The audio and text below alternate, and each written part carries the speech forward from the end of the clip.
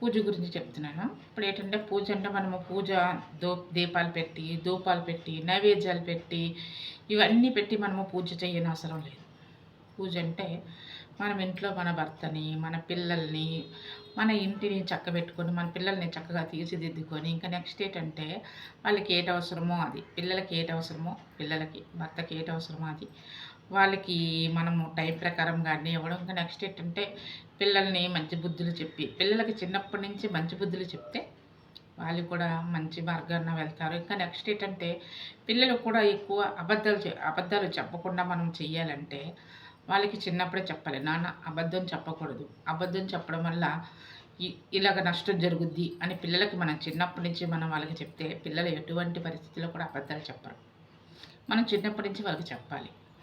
పిల్లలకి చక్కగా మంచి బుద్ధులు నేర్పించడము, భర్తని చూసుకోవడం, ఇంటిని చక్కబెట్టుకోవడం, మనం పనులు చేసే పని చక్కగా నీట్‌గా చేసుకోవడం. ఇంకా నెక్స్ట్ ఏంటంటే మనము ఎవరికైనా హెల్ప్ చేయకపోయినా పర్వాలేదు గానీ హాని చేయకూడదు.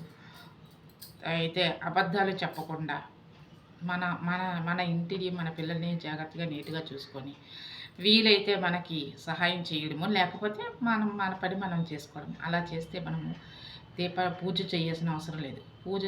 పూజ అంటే దేవుడి దగ్గర శుభ్రంగా నీట్‌గా సర్దేసుకొని, ఒక పుష్పాలో 2 పుష్పాలో పెట్టుకొని దేవుడికి చక్కగా నీట్‌గా ఏదో ఒక నైవేద్యం పెట్టి దండం పెట్టుకుంటే మనం పూజ చేసినంత ఫలితం ఉంటది.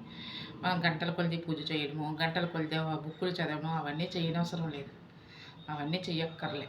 ఎందుకంటే మనము ఇవన్నీ చేస్తే అంతటి ఫలితం మనకి వస్తదనమాట. అందుకని మన ఇంటిని, మన పిల్లల్ని, మన భర్తని మనం చూసుకోవాల్సిన బాధ్యత సక్రమంగా కరెక్ట్‌గా నెరవేర్చుకొని, ఎటువంటి తప్పులు చేయకుండా, మన ఇంటిలోని పనిని ఏది కూడా నెగ్లెక్ట్ చేయకుండా, నీట్‌గా టైం ప్రకారం చేసుకొని, మన భర్త పిల్లల్ని, మన పిల్లల్ని చూసుకున్నామంటే, మనము పూజ చేయకపోయినా మనం పూజ చేసినంత ఫలితం మనకి వస్తదనమాట. ఓకే. ఎవరికైనా నచ్చితే ఫాలో అవ్వండి. ఓకే.